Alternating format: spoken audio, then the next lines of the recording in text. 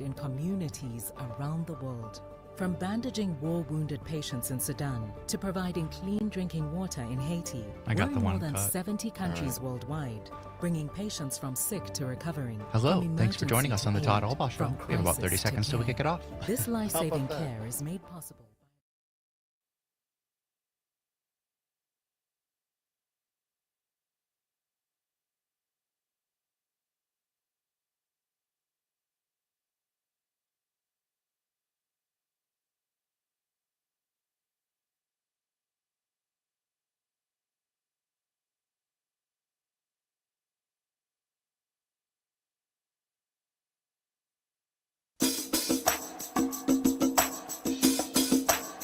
From the Civic Media World Headquarters in Madison, Wisconsin, it's the Todd Allbaugh Show. And now, pursuing truth wherever it may lead, here's your host, Todd Allbaugh. Across Wisconsin on the Civic Media Radio Network and streaming worldwide on the Civic Media app. Good afternoon, everybody. Todd Allbaugh, along with Mr. Aaron Zommers, our producer and engineer, on the board. It's 6 minutes past the hour of 2 o'clock on this Tuesday, August 25th, August 26th, 2025. It is a great day to be a Wisconsinite. Welcome in, everybody, to the world headquarters of Civic Media in downtown Madison. Partly cloudy skies, Mr. Zommers. Good afternoon. Busy. Have you noticed? I'm not sure what's going on. The parking ramp attached to the world headquarters was packed. I had full. to park on the roof. Did you really? I did. Never had to do that before here. They're all inside now, but looking across the street, looking across State Street at the Overture Center, earlier there were all kinds of people out there with lanyards. So apparently there's some big convention going on. There must be. Camera's a little. I set it up today. It's a little blurry. I'm not sure.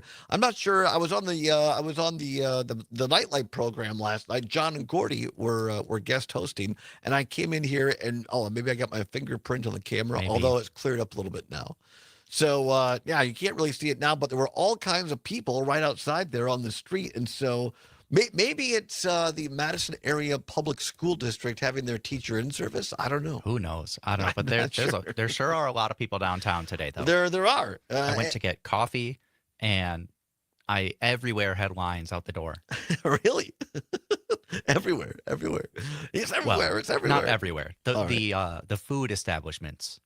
All right, very good. Anyway, so it's a busy day downtown here. Busy day on the show. Coming up at the bottom of the hour, two wonderful guests from the state legislature. State Senator Jody Habush-Sinekin, Democrat of Whitefish Bay, the 8th Senate District, and also State Representative Tip McGuire, Democratic representative from the 64th District in Kenosha.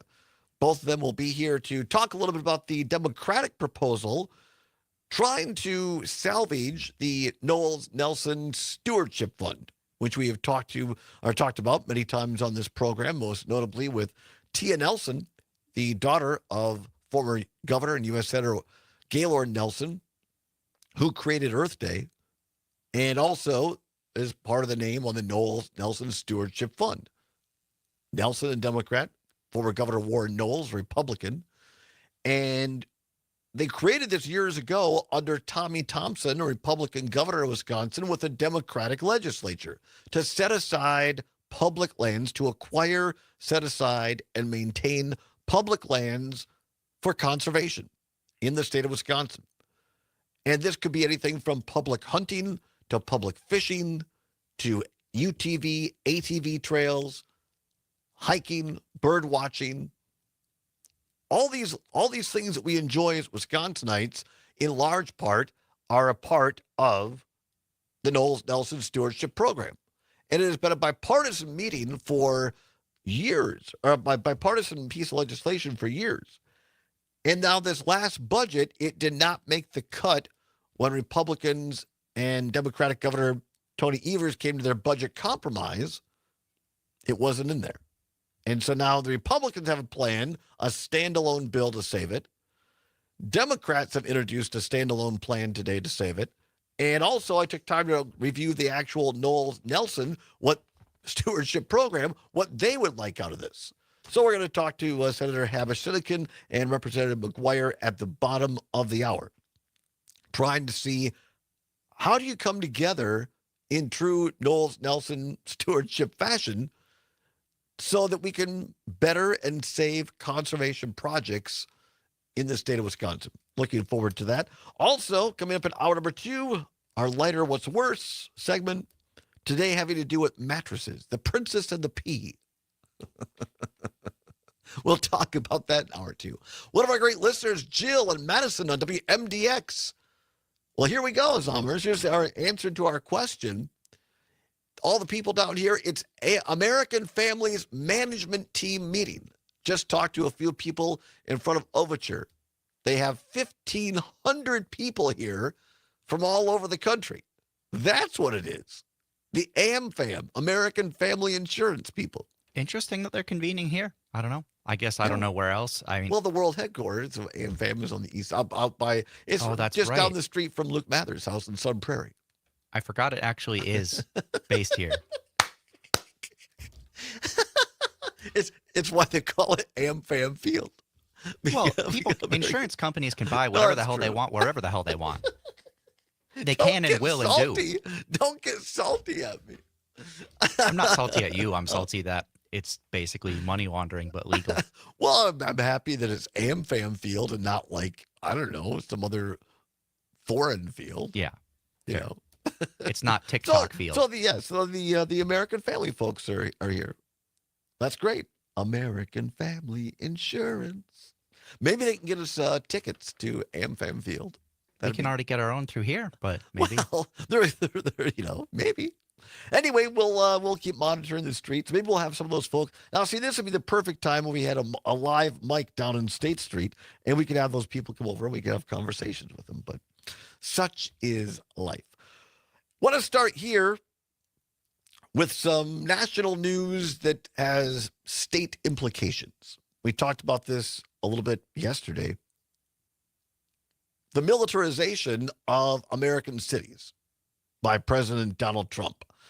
Not only has he taken over the law enforcement duties in the district, as they say, Washington, D.C., but now Donald Trump is saying that he is going to expand his authority and federalize troops in other major cities, all under the auspices of cleaning up crime.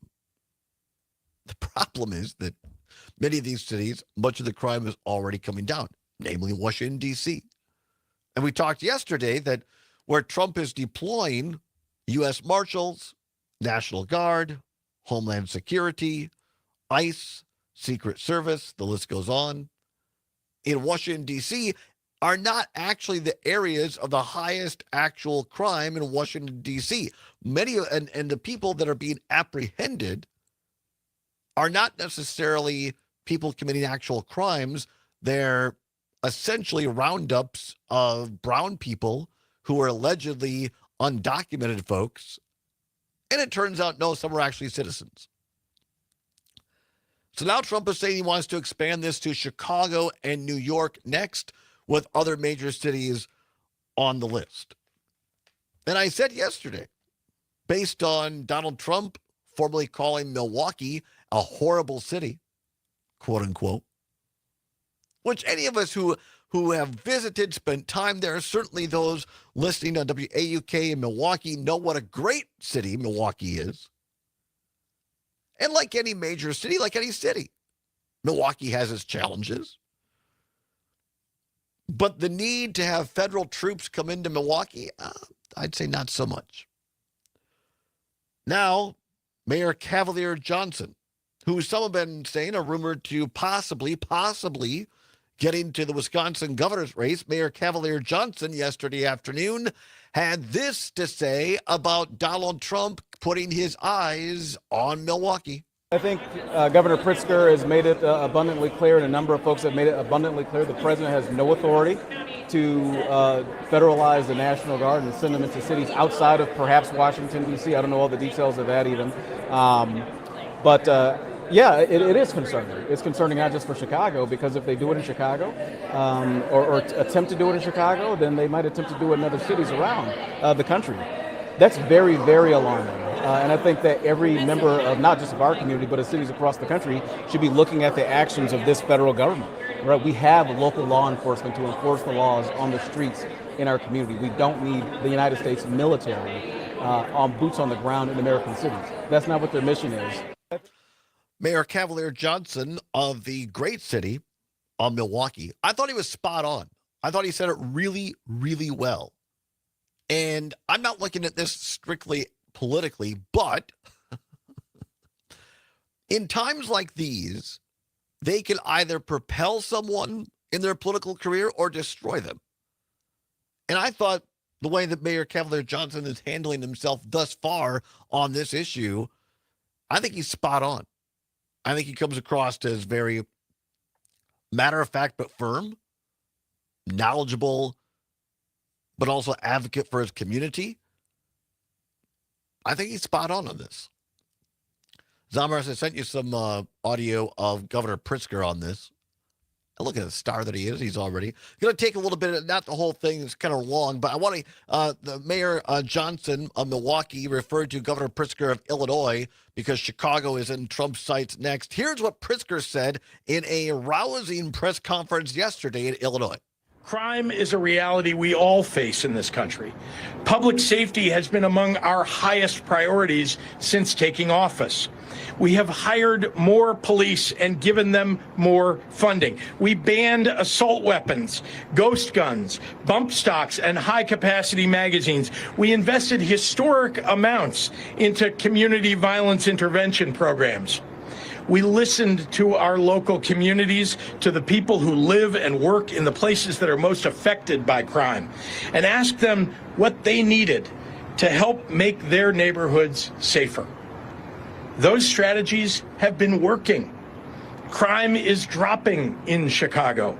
Murders are down 32% compared to last year and nearly cut in half since 2021. Shootings are down 37% since last year and 57% from 4 years ago. Robberies are down 34% year over year. Burglaries down 21%. Motor vehicle thefts down 26%. So in case there was any doubt as to the motivation behind Trump's military occupations, take note.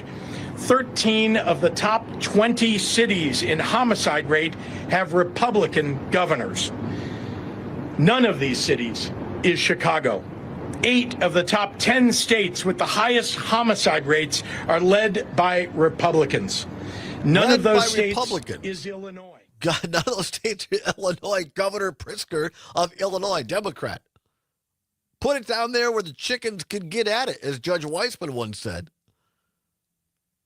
Hard to dispute facts. Let me say it again in case you didn't pick it up. The motivation behind Trump's military occupations, take note, Pritzker said, quote, 13 of the top 20 cities in homicide rates have Republican governors. None of these cities is Chicago, unquote. Think about it in this term. Wherever you live, doesn't matter if you got a town of 900 people or a town of 1 million. Would you want to step out, go down and go shopping downtown and have Humvees and armed military personnel walking up and down your streets? Would that make you feel safer or kind of give you the heebie-jeebies? 855-752-4842, 855-752-4842. You can also text us on the Civic Media app. Would you want military armed personnel, federal troops in your downtown? And speaking of federal troops, the U.S. Marshal Service went to the Oval Office and politically genuflected to Donald Trump. They gave him a gift. We'll tell you what it is on the other side. It's the Todd Allbaugh Show on the Civic Media Radio Network. Madison's Real News and Great Conversation. On one hand, it wouldn't be too bad to have that because, it would incentivize me to pack my own lunch because I would never want to go outside again. Well, there's that. Madison Computer Works has been doing that for business and residential customers for decades. Our computer care plans take away the hassle of being without your computer. Thank you, Jill, by the way. Thanks for that insight. Troy, spicy Aaron today. He was coming in hot. That's what happens when I have too much coffee. Coming in hot today. I need to chill out on the coffee. Madison Computer Works. Computers that work for you. Oh, that's kind of fun. Get ready, Madison. Elsa's Own Jarocho is now open on Plaza Drive. 5-star authentic Mexican cuisine. Fresh, homemade, and the best prices in town. See why one review said, best tacos I've ever had in my life. Elsa's Own Jarocho. You won't leave hungry, just happy. Where's that Dan at? Schaefer, let's recombobulate. Look, it's probably too early to have a conversation about the 2026 race for governor in Wisconsin, but our readers spoke, and they Sometimes asked for our take on Zommers this, just so we cracks me delivered up an naturally. extensive breakdown of who is I don't know what running I'm and who doing, might but- be running No, in you both do. Democratic and Republican primaries for the first open race for governor in 16 years. In that breakdown, I identified the top 4 potential contenders to be the candidate for the Democratic Party. They are Attorney General Josh Kaul, Lieutenant Governor Sarah Rodriguez, Milwaukee County Executive David Crowley, and State Senator Kelda Royce. There are more candidates we're monitoring, too. This primary will be a remarkable opportunity for voters to choose the path forward for the party. But on the Republican side, it's less about the voters and more about the endorsement of one man, Donald Trump. Because whoever gets Trump's endorsement is all but a lock to win that primary. Check out my column for much, much more. Find all of Dan's work at the Recombobulation area. My part-time service in the Army National Guard makes it possible for me to be more for the community I call home. My training helps me at work when I lead by example. My service in the Army National Guard allows me to keep happy day.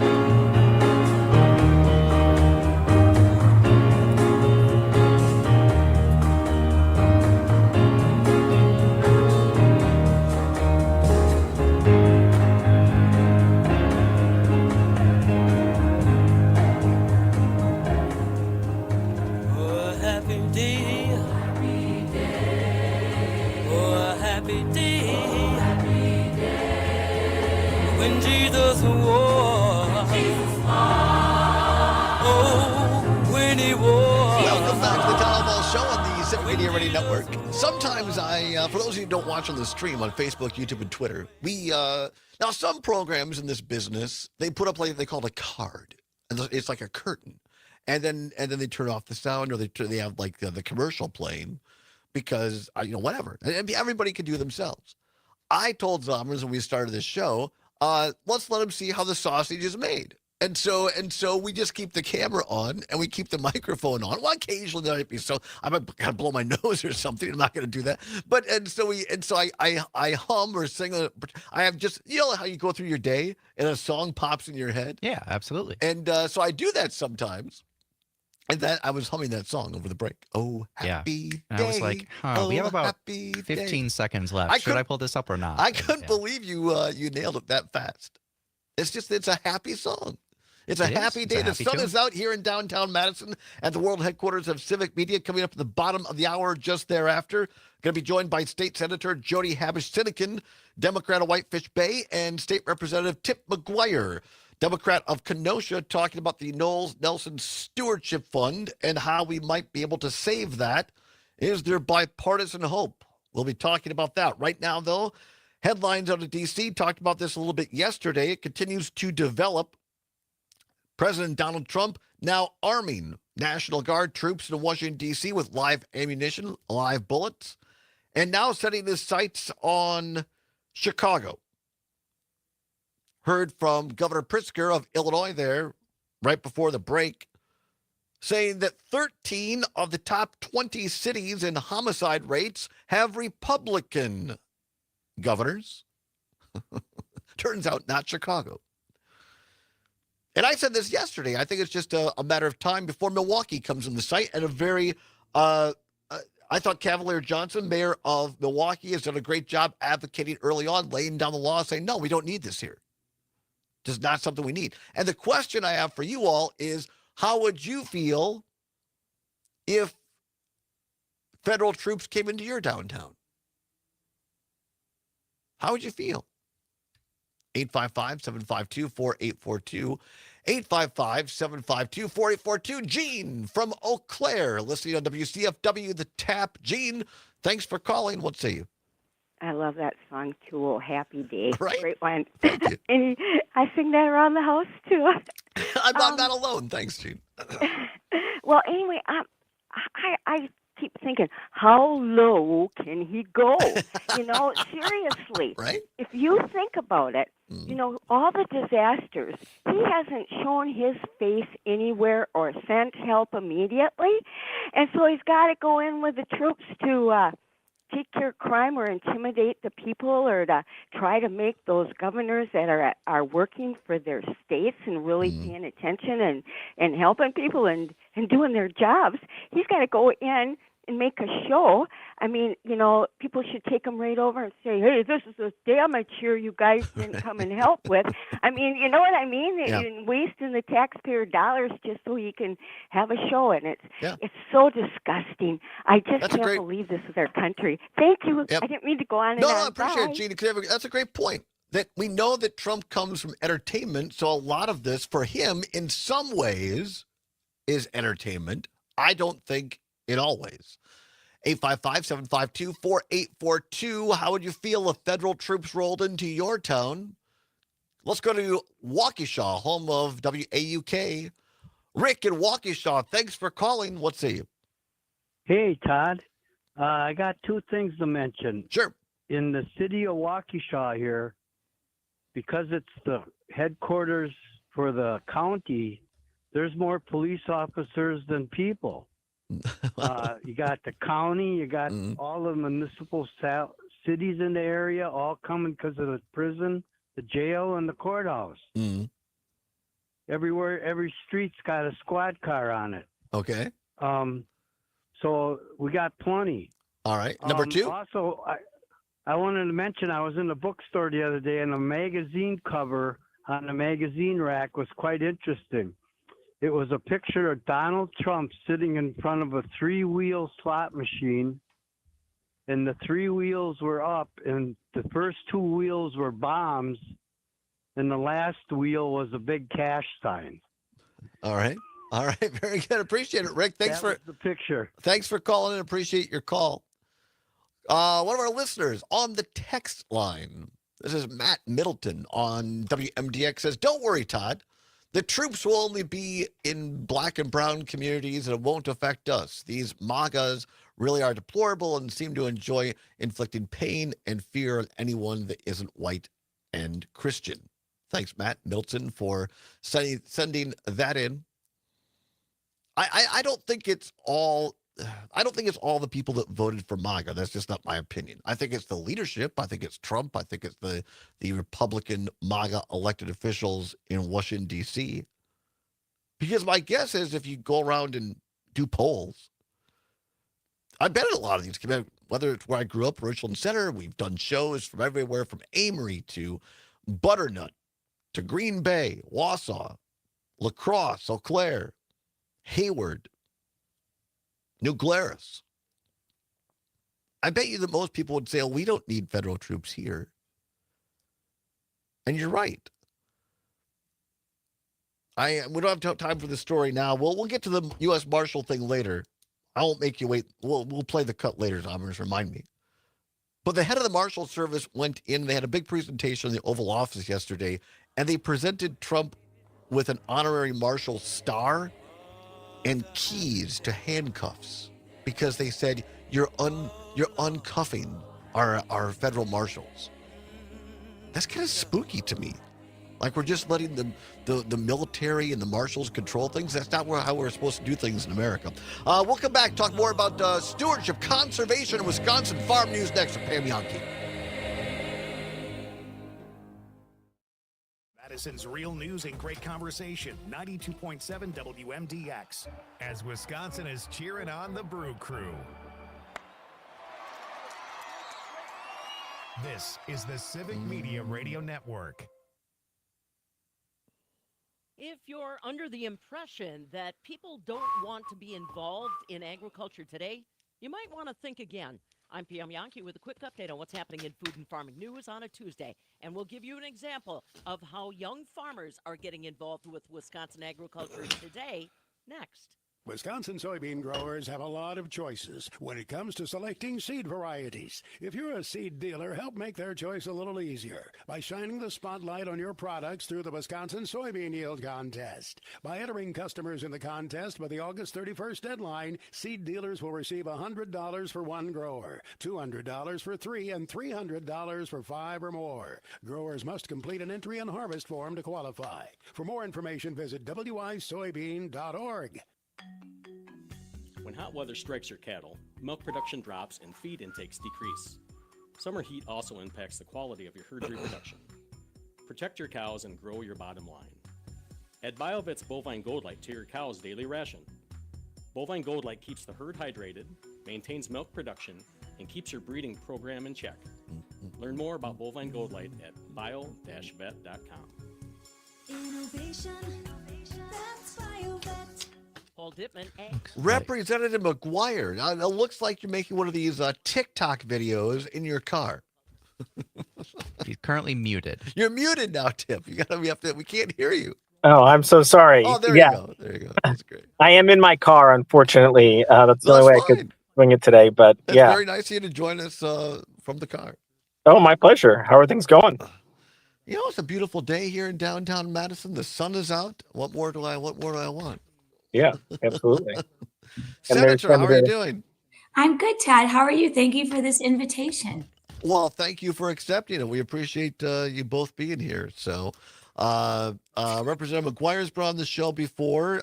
You have not. So we always like to start with tell us a little bit about yourself and how you ended up in your position. So we'll give you each a chance to do that, and then we'll get into a little bit of the legislation here. And my understanding is, Tip, you wanted to talk more on the JFC part and the Supreme Court decision and why this was not approved via the budget. Is that correct? Yeah. All right. And then, Senator, we'll kind of focus on what's in this proposed bill on the Democratic side. So I have my Democratic version, I have my Republican version, and I have the Knowles Nelson stewardship of wants and needs and everything. So we'll try to suss it out and see, is bipartisanship possible, or are we just at a standoff? I don't know. Oh, it's always possible. Well, that's good. That's good. And it's as a reminder, we are not on the air yet, but we are broadcasting on our streaming platforms here. So, as my old boss used to say, don't say anything that you don't want to see in the goddamn state journal. We used to joke around in the office, or inter-office email. It goes, knock that crap off. He was right.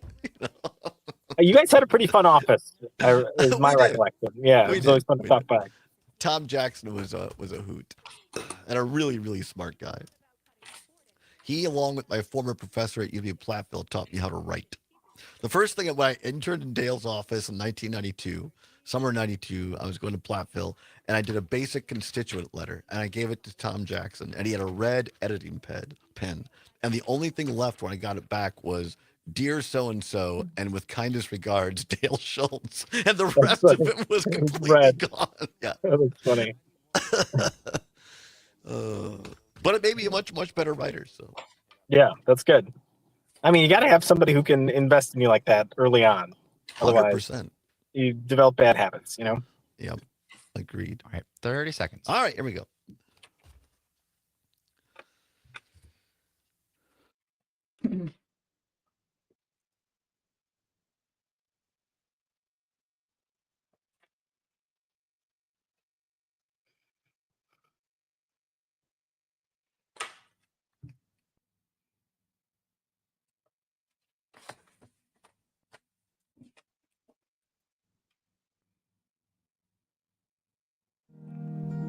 Sunshine on my shoulders makes me happy.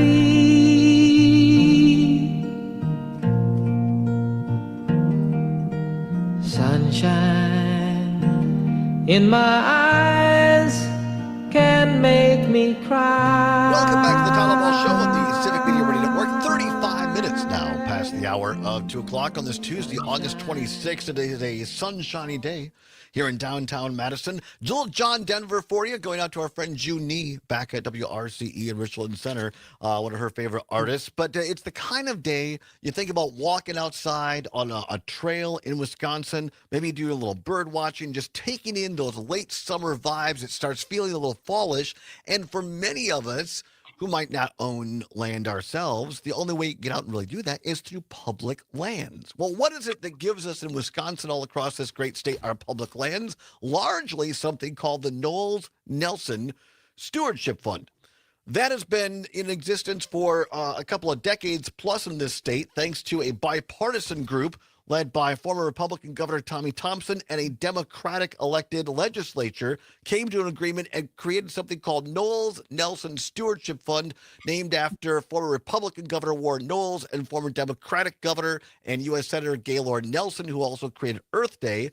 And it has largely been a bipartisan thing until this year, when it got taken out of the state budget in the agreement between Republicans in the legislature and Democratic Governor Tony Evers, and now it is unfunded. The money's run out sometime in the middle of next year, and unless something is done, it will disappear, and with it, much of our public land support system. Here to discuss how to maintain that and to grow it is a couple of people who have been near and dear to this program, working on it. First of all, in the state Assembly, part of the Joint Finance Committee, State Representative Tip McGuire of the 64th Assembly District in Kenosha, and from Whitefish Bay, State Senator Jody Habush-Seneca of the 8th Senate District. We appreciate you both being here. Thank you very much. First, Senator, you're joining us from your home there. We appreciate that. You haven't been on the program before. Welcome, as we always say. Tell us a little bit about yourself and how you ended up in the legislature. Thanks so much, Todd. Yes, I was just in Madison and zipped home so I could make it in time for this call. I have been in the legislature, sworn in January. I was one of those folks who ran the first time under the old maps with facing a 12-point disadvantage. Under the newer, fairer maps, I was just 6 points down, and I was able to prevail. What very much brought me to run not once but twice was very much in this area of conservation. I'm a longtime environmental attorney, having worked for Midwest Environmental Advocates and having served on the Great Lakes Compact committees and study committees and the like. And I very much wanted to be around and to affect the change that I had been hoping and lobbying for so many years. And that's why I stuck through it and with it, and find myself here today being able to introduce a Knowles-Nelson bill that I am hopeful will have legs. We really appreciate it. And for those who have listened to the program before, State Representative Tip McGuire, who joins us from his car, by the way, so dedicated, he pulled over on the way home to join us. We appreciate that. Now, Tip and I were both legislative staffers at one time in the state capitol. One of us lost 2 primaries for a state assembly. That'd be me. The other one has become very, very successful, gotten himself elected to the state assembly and on the most powerful committee in the legislature, the Joint Finance Committee. That is Representative McGuire. Thank you very much for being with us. Remind folks where you grew up, Tip, and how you got into the legislature. Well, thank you, Todd, and thank you for having me. So I grew up in Kenosha County. I grew up in the Village of Summers, and I represent my home district now. And I've been there about 4 terms. Before that, I was a criminal prosecutor. I was an assistant district attorney. And I ran because, as you know, we really need to do a lot more to make sure that working families can succeed in this state and can succeed in this country. I will say, when it comes to Knowles-Nelson, you know, it really is very helpful to have powerful voices for conservation like Senator Habush-Seneca joining the legislature. We always appreciate having experts and people who have a deeper knowledge of these issues to be able to advocate for them. So let's start with you, Representative McGuire, because I think that some quick but important background is why Knowles Nelson Stewardship Fund was not included in this budget. You're, again, part of the Joint Finance Committee, which writes the budget in the legislature. It has to do with the Wisconsin Supreme Court decision, 6-1 decision. Explain that to folks and why this was not included in this year's state budget, please. Well, I think the simplest reason why this was not included in this year's state budget comes down to throughout the budget process, our colleagues in the legislature on the Republican side chose continually to kowtow and be held hostage by the most extreme members of their party. And they had been trying to, for a long time, anonymously stop conservation decisions from going through Joint Finance Committee. And so now that's no longer, the same rules don't apply as they used to. Now they simply want to get rid of the program. And it's really unfortunate. So much of Wisconsin's economy, if you think about tourism, if you think simply about our sporting heritage, comes from the fact that we have invested in conservation. We've made sure that we have public lands that people can hunt and fish on, that we have opportunities for people to be able to go out and enjoy our beautiful state. And so much of what draws people to Wisconsin comes from that. And so these conservation funds are absolutely necessary. And not only that, it's something that has been agreed upon time and again for over 30 years. There's been a bipartisan consensus that we should be investing in conservation in Wisconsin. And this year is sort of the first time that consensus has fallen apart. So just to make sure we clarify for the audience who might not be as geeky on this stuff as I am, it used to be, to your point, that any member anonymously the Joint Finance Committee could basically veto, my term, any land acquisition through the Knowles Nelson Stewardship Program, because this is set up and they acquire lands to make them public lands. And it used to be that anybody on JFC could say, no, I don't want that. And nobody knew who that was. Is that correct? Yes. And so now the the Wisconsin Supreme Court last year in a 6-1 decision said, no, that we can't do that in Wisconsin. And so Republicans got kind of cold feet because they wanted more control. They wanted to be anonymous on this, kind of like, I won't get too deep into it, but say, like the co-chair Howard Markline and Tony Kurtz closing down the Richland campus that didn't want people to really know what was going on in Madison. And so they wanted to stay behind closed doors. And so when the Supreme Court of Wisconsin said, no, you have to be out in the open, they weren't too hot about passing Knowles Nelson without that. And so the agreement to move the budget along was, let's move forward without it. Is that, in layman's terms, basically it? Yes. And I appreciate you clarifying that. I mean, imagine if you're an elected official and the hunters and fishermen, whoever's out there fishing, know that you're the reason that public lands are not available to you, that their elected official is the person blocking that, the person blocking conservation purchases from being made and lands from being held open to the public. I mean, I think people would be pretty upset. And so I think that there's a lot of legislators who wanted to be able to stop these things, but now realize that they don't have the same capacity to do so. And so are choosing instead to try and keep the program from getting funding.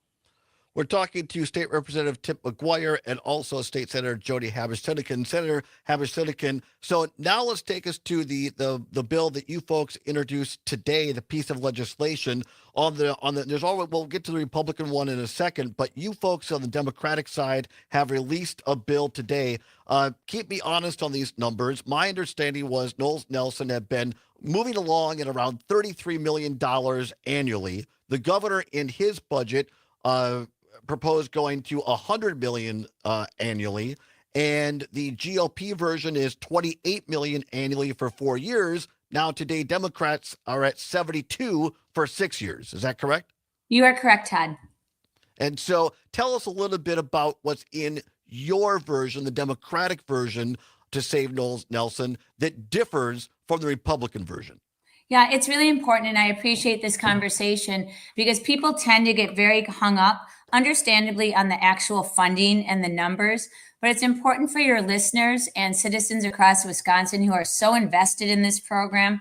I would just add, recent polling demonstrates 90% support for conservation funding in Wisconsin. I can't think of any other issue that could garner 90% support. And that's impressive right there. My office has gotten more calls, more letters in the many hundreds of people around the state and in my Senate District 8. So with that, there is this idea that has been floated that they can support the program through funding, but have a mechanism embedded that would not be workable. And unfortunately, in the Republican version of the bill, which we certainly addressed, they would require, for accountability purposes, rather than having an external council or a board review things like the Natural Resources Board, the Council on Tourism, or the Council on Forestry, all of those, to go through the entire legislative process. So any large land acquisition proposal would have to successfully move through the Assembly, the Senate, all those committees, make it through the governor before they could get final word on whether or not there would be approval. And what's unworkable about it for anyone who's been involved with any type of real estate or land acquisition is that process could take anywhere from 9 months to 3 years or never. And that unworkable process is what we really focused serious, thoughtful attention to by creating a Knowles-Nelson Stewardship Council that we have all the representatives for. I'm happy to walk folks through that would provide the necessary accountability for these large projects without the cumbersome process and the likelihood of partisan gridlock. So that's the most important part of our bill that I want folks to realize. And just make sure people get, let's imagine a lot of people going, whether you're Lutheran church or Catholic, whatever. Let's say most places have like a trustee in their church. And let's say that you decide to repaint the dining hall in the church basement. Normally the trustees, it's 5 or 6 people. And they say, well, let's paint it beige. And let's say instead of doing that, you say, no. After service, we're going to take a vote on the entire congregation to decide what we're going to paint the church basement dining room, and the entire church congregation, well, that would be a disaster. And so what used to be, what currently happens, my understanding, is that when these land acquisitions in Knowles-Nelson happen, they go through the DNR board. And now Republicans want this to come to have the entire legislature to vote on this, which would open it up to a lot of, in my opinion, payoffs for votes on this. And also, to your point, Senator, anybody who's ever bought a property, once this stuff is in public, it can absolutely mess up the entire deal. And it's just untenable and unworkable, in my opinion.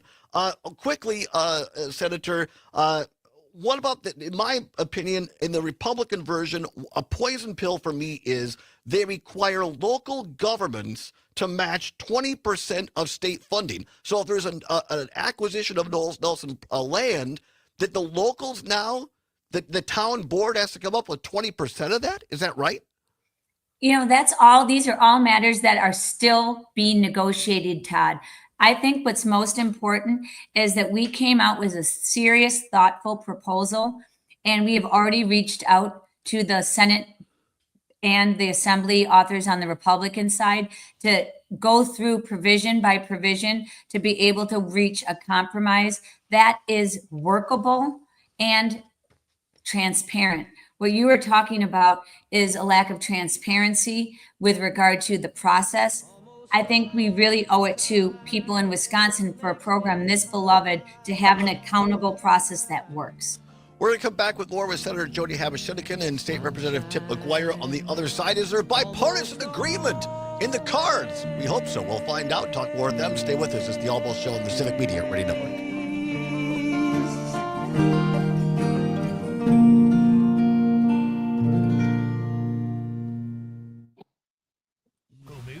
What a couple of pros. Fantastic. We got 2 minutes here, and then we'll come back. We'll have about 6 minutes on the other side to wrap it up.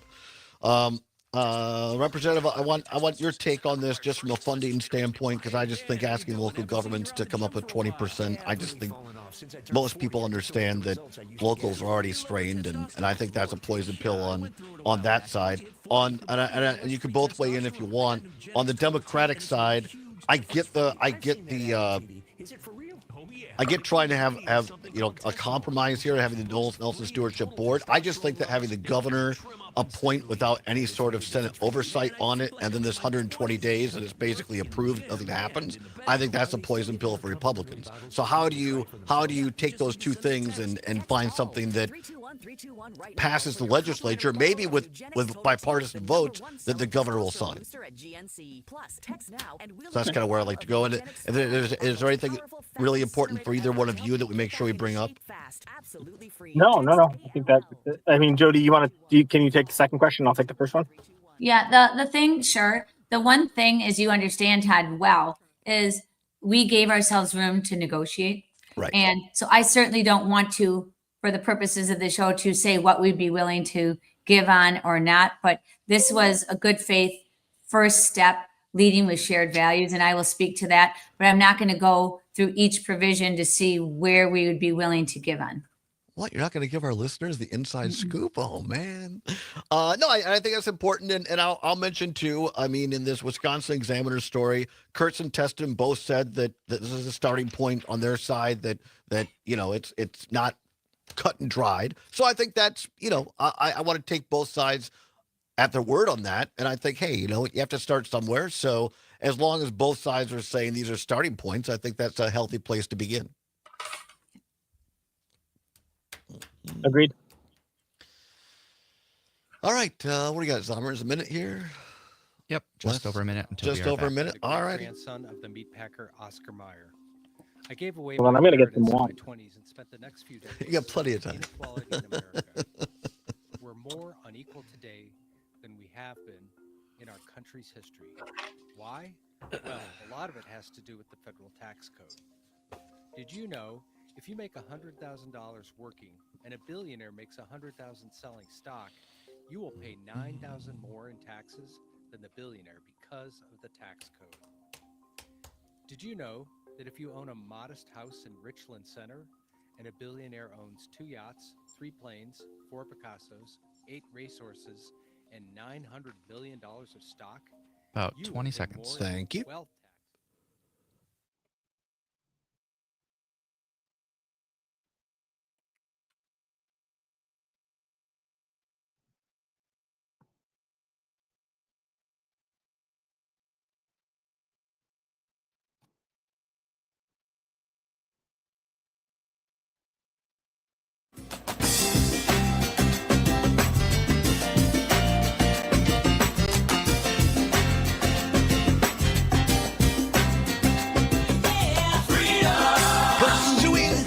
Wherever it may lead, and having fun doing it. Welcome back to the Todd Allbaugh Show on the Civic Media Radio Network. Glad to have you along. 8 minutes before the hour of 3 o'clock, at the top of the hour, news, weather, and sports, followed by another edition of What's Worse, the lighter side, a mattress edition today.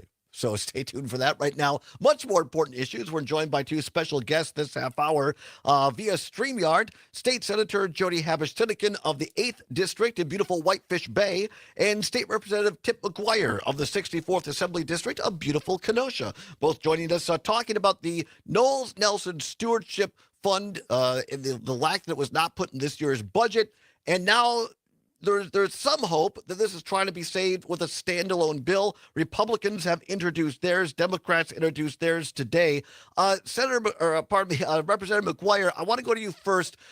In my opinion, in looking through the Republican bill, and there's a great story in the Wisconsin Examiner from June 11th that kind of cuts through and puts this down there. The poison pill for me on their side is they're requiring local governments to match 20% of the state funding. So if there was an acquisition in Richland County and it was $1 million, Richland County has to come up with 20% of that. From helping write the state budget, that local governments are already at their wits' end. I just don't see, even if it's well-intentioned, where does that money come from? Yeah, I mean, I think it'd be incredibly difficult for local governments to come up with those funds. Honestly, in theory, I suppose I can see why someone would say this. Municipalities, towns, cities, they do have a vested interest in trying to attract more hunters and fishers to their community because it brings in tourism dollars, it helps support other businesses. But the harsh reality is that state government has been underfunding through shared revenue, has been underfunding local municipalities and local communities for a long time, and they're all still feeling the effects. We may have passed a shared revenue bill last session, but unfortunately, the cost of health insurance for police and fire and the cost of operating a library continues to rise across the state in every community. And so communities are struggling, and they really do not have very many avenues from which they can raise resources. And so as a result, by adding this on, it will effectively limit the opportunities that we have to preserve and expand conservation in Wisconsin. And I think that's really going to impact a lot of the people who are trying to participate in our sporting heritage. I'm also concerned, we don't have time to get into it right now, but in the Republican version, they're much more concerned about maintenance, which is important, but they kind of leave out the whole, continuing to acquire properties, and I think that's problematic as well. But Senator Habesh-Siddiquen on the Democratic side today, again, I think well-intentioned, establishing the Knowles Nelson Stewardship Board to kind of oversee this. My sense is the poison pill, if I'm back in my old party on the Republican side, according to what I'm reading here, but keep me honest, that the governor, whomever that might be, the governor would appoint this entire board. It would not stand for Senate confirmation, and any acquisitions that would come before this board, if there's not an up or down vote on it after 120 days, it's automatically approved. I think that's tough to get through the Republican side. Yeah, I understand. As I said earlier, our bill is very much a starting point for discussions and negotiations. We were really trying to move off this entire legislative process, which is an obvious political gridlock waiting to happen. So we just put out there what other councils have done in the past. There is opportunity to discuss those provisions or aspects that would be non-starters for sure. Again, just the big picture of this is that we are trying to move forward with Knowles Nelson funding and reauthorization that honors the integrity of the program, which has been around for 35 years, a resounding bipartisan success story. But it's so important to preserve preserve access to our public lands, maintain habitats and wildlife, access to our waterways, and of course, the needed improvements to our state parks, which ranks last in the country for funding. So there's so much need to have a functional program that we just cannot afford to compromise it through a process that will hold things up. I give you both props for saying, hey, we wanted this as a starting point. And I also want to give a shout out to Representative Kurtz and Senator Testin. They've said as well that the proposal they put forward is a starting point. I think that's healthy for both sides. Here's my question to both of you, and about 45 seconds each because I'm up against the clock. There used to be a time when Tommy Thompson was governor, and he would have both sides come over to the executive residence in the basement. There were no cell phones. Bob Lang from the Fiscal Bureau would come in and he'd say, all right, God dang it. He wouldn't say that, but he'd say, God, we're going to figure this out. Who is it? Who is it in this state that's going to bring people in a room and say everybody's got to take a bite of a crap sandwich in order to get to a result? Well, I think that everyone involved in this process is interested in getting something done to preserve and expand our conservation, with the exception of the extremists that we mentioned earlier. And so I think, luckily, this session has shown some signs of bipartisanship and some opportunities for us to work together. Now, as you know better than anybody, Todd, that has been rare in the last 15 years in the state of Wisconsin. And so given some of those grass shoots of bipartisanship, I'm hopeful. I'm optimistic that we can get something done. Senator, 45 seconds. I just want to say that I hear where you are coming from, but I too am hopeful. I joined Representative Kurtz at an Audubon event a couple months ago, and he spoke passionately and from the heart in support of Knowles Nelson stewardship continuity. And I definitely take him at his word that he wants to make progress on this. And there are many others on the Republican side of the aisle who feel the same.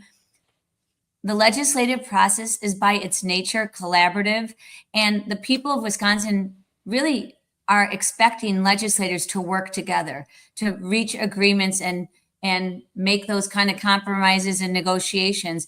And we don't want to disappoint them on this. So we just need to show up for them by really working hard across the aisle with one another.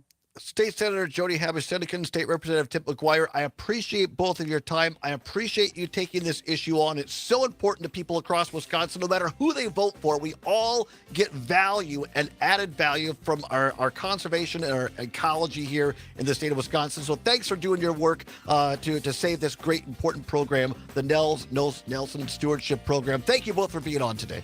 Thank you. Thanks for inviting us. Come on back. Hour 2 is next. It's the Allbaugh Show. Thank you both very much. Great job. Nice meeting you this way, Todd. Todd. You as well. Thank you so much, Senator. Take care. Bye-bye. Bye-bye, you too. A civic media station. I'm Michelle Franzen. The Trump administration has lost a legal round trying to push back against judges in Maryland who have pumped the brakes on migrant deportations. The administration's lawsuit against the entire federal bench in Maryland challenged the judge's standing order that any time an immigrant in Maryland filed a petition to block their impending removal, an automatic 2-day hold would be put on their deportation. In ruling against the administration, Virginia-based federal judge Thomas Cullen says the executive branch has been engaged in a concerted effort to smear and impugn individual judges who rule against it, something the judge, a Trump appointee, calls both unprecedented and unfortunate. ABC's Stephen Portnoy. That was good. Israelis out in the streets today protesting in a nationwide so. demonstration for the return of remaining hostages in Gaza and the end to the Israeli government's military operation in Gaza City. That's where famine was confirmed by a UN-backed organization last week. On Wall Street, stocks are up in the last half hour of trading. This is ABC News. As Wisconsin is cheering on Bucky Badger. From Justice Anton Scalia. This is the Civic Media Radio Network.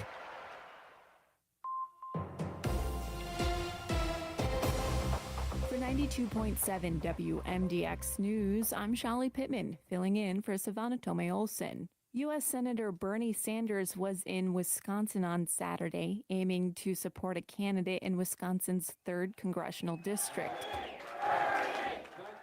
Democrat Rebecca Cook is again challenging incumbent Derek Van Orden next year in the seat that represents southwestern Wisconsin. It's a redux of the election in 2024, when Cook lost to now Representative Van Orden by roughly 11,000 votes. Now she's infusing her campaign with the help of star power. American people will not accept oligarchy. We will not accept kleptocracy. All I can hear is Larry David. Do not accept oligarchy. In what was described as an intimate town hall, I can't hear in Bernie Viroqua, Sanders and Senator not hear Sanders Larry David focused on anymore. You know, wealth that's inequality totally fair. during his visit. Income and wealth inequality in America today than we have ever had in the history of America. Katie Ledoux is from Sparta, Wisconsin. She made the 40-minute drive to Viroqua to attend the event on Saturday, and she expressed concern over cuts to social safety programs. People that are on SNAP and people that are on Medicaid and things, and it just, it really saddens me. Federal cuts to Medicaid and SNAP are set to take effect That's the one. after the 2026 midterms, meaning after the election in the 3rd Congressional District. Those cuts are largely due to do you want to changes record a made under teaser, the or we can do it One Big later? Beautiful bill. Democrats Laura Benjamin and Emily Burge Sure, I guess we are got also time. running in the Democratic primary. All right, ready whenever you are. What should we talk about with Trygve Olsen tomorrow?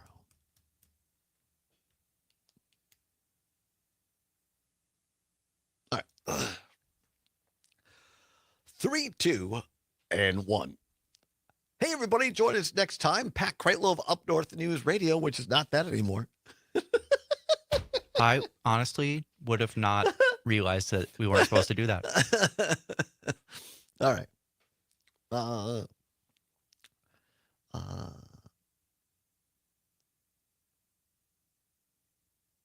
right. 3, 2, and 1.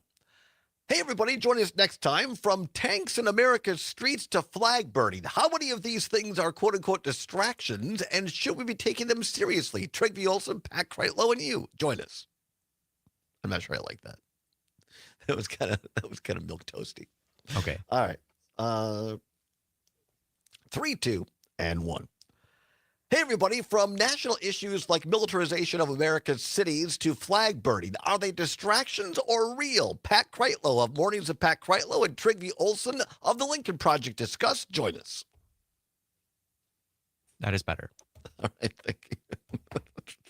Jeff Perry loves the promos. Lighter winds He today. just Clear likes skies me tonight. messing up. Below 50s. Because, And then like tomorrow, so much a of this little show, boost Jeff, to nothing is mid-70s. planned. Staying sunny throughout the day. A chance of showers. We rolling just see in where it overnight. goes. I'm meteorologist Brittany Merlot. Right now, it's 71 That sounds degrees. good. When you think about That'll Labor keep Day people and what happy. it means, do you think about Wisconsin? You should. But Jeff let's will go back. appreciate this more than anybody else. In Sometimes the you wake up 1800s, and people say, well, activists pushed for a what's the day show to going to be recognize about? And you're like, I have no idea. And you wait a couple of hours and something happens. You're like, well, now we got a show. Making the first Monday of every September a national holiday. So where did the first labor union form in Wisconsin? Wausau? Green Bay? Milwaukee? The answer coming up. The Badger State has an impressive history. Bricklayers and carpenters formed unions in the 1840s All right, so, and were the Fox first to push News for wants to workers' destroy compensation trucking and company. unemployment insurance. Now, did you guess Destroy what? this all happened Trucking first company. in Milwaukee? The state's labor unions formed in 1847. Interesting choice. The National Labor Union didn't form until 1866, 19 years later. Leading the way for other states is this slice of Wisconsin. I'm Terry Barr for the Civic Media Radio Network. 20 seconds. Gracias.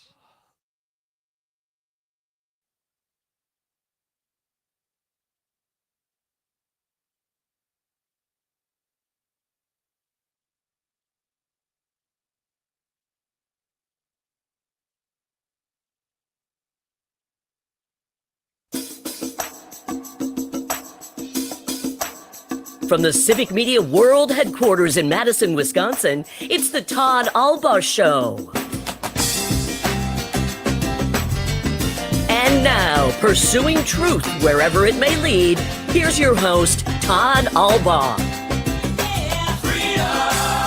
Across Wisconsin on the Civic Media Radio Network and streaming worldwide on the Civic Media app. Good afternoon, everybody. Todd Allbaugh, along with Mr. Aaron Zommers, our producer and engineer, on the board. It's 6 minutes past the hour of 3 o'clock. Welcome into hour number 2 of the big program. It is Tuesday, August 26, 2025. It is a great day to be a Wisconsinite. Welcome in, everybody. Glad to have you here.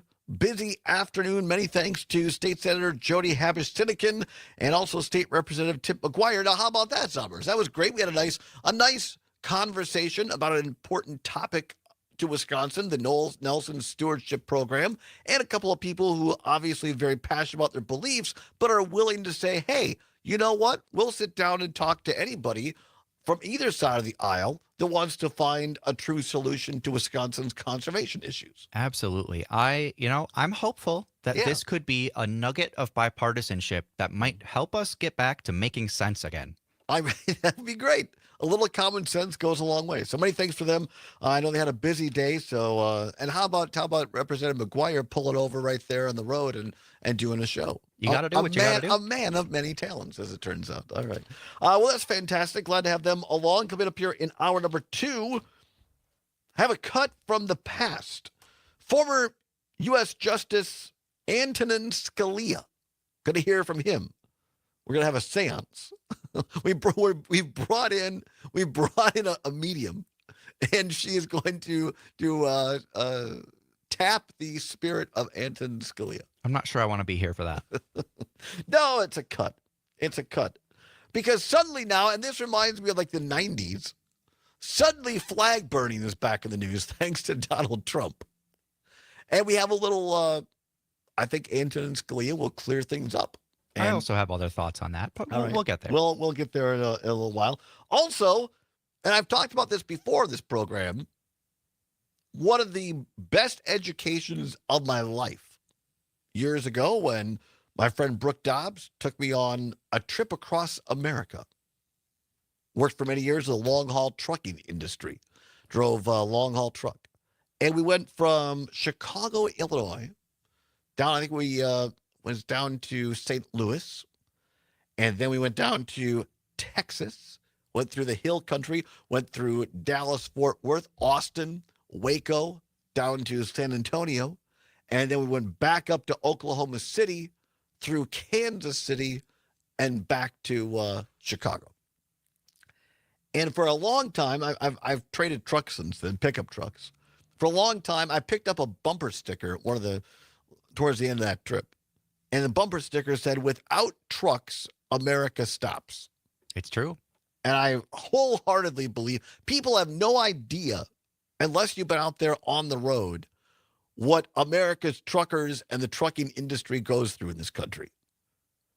And now the Trump administration wants to go after that industry in large part. And Fox News is helping them. We will, and how that affects Wisconsin, right?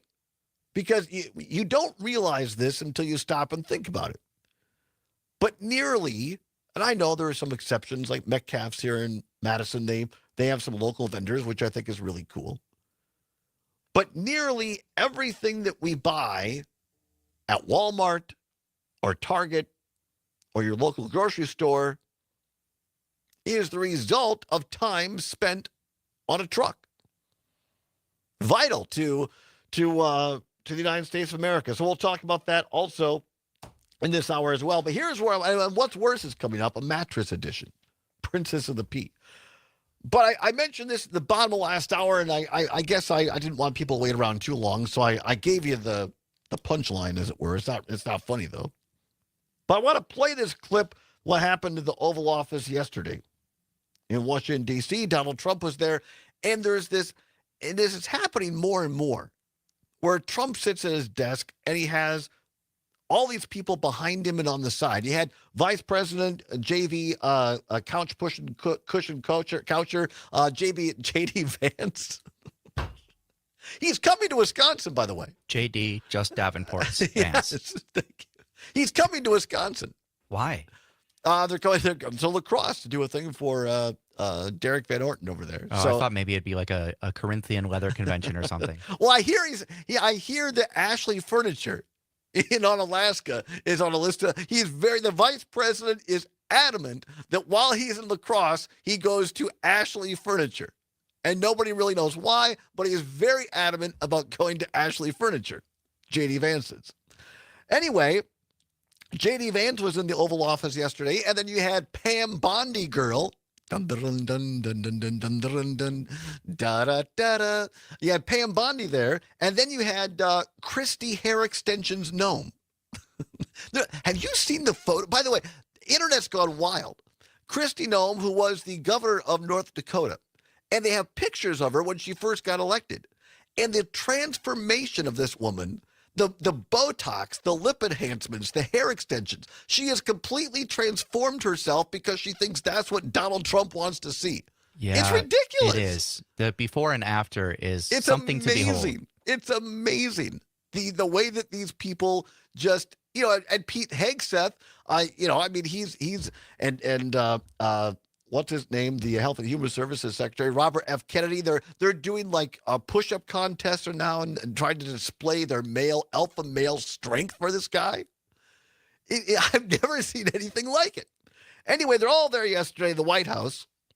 And Pam Bondi Girl, the Attorney General, she says, "Well, Mr.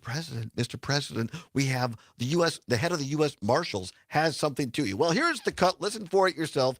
Here's the White House yesterday.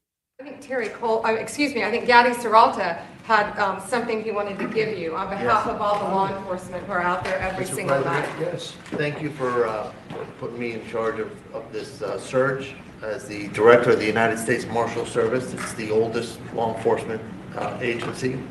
It was created in 1789. So on behalf of all the federal law enforcement agencies that we're working with and those that have yet to join the team, we thought it was only appropriate to present you with an honorary United States Marshal Service badge. And this badge comes with this little item right here, which is a handcuff key, Mr. President, because you continue through your policies and your efforts with your staff to unhandcuff law enforcement officers all over this nation.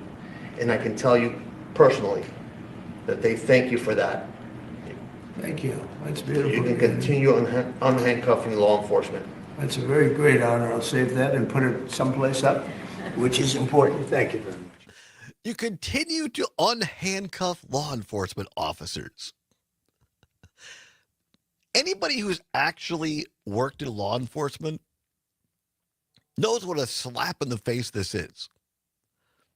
It is a great honor to work your way through the education and the training that goes into law enforcement. And when you receive your badge, I don't care whether it's for the local police officer, sheriff deputy, FBI, U.S. Marshals, that badge means something. You've earned that. Donald Trump hasn't earned anything when it comes to law enforcement. He called himself the other day the nation's top law enforcement officer. We all know that's actually the U.S. Attorney General. So that's weird in and of itself and disrespecting law enforcement, in my opinion. But then to give him a key, a handcuff key, because you're uncuffing law enforcement, I don't know when law enforcement was ever cuffed in this country. And the insinuation is that you have all these people, the Attorney General, Pam Bondi, Secretary of Homeland Security, Kristi Noem, the Vice President, all literally behind Trump and saying, here, Mr. President, do whatever you want. You can thank you for letting law enforcement do what look, like I've said before on this show, I have law enforcement in my family who do an amazing job. I'm a supporter of law enforcement. And like any industry, there are always a couple of bad apples in the bunch. But to somehow insinuate now that law enforcement is just going to be running rampant, I mean, I don't know any legitimate law enforcement agency who's been doing that or would want to do that.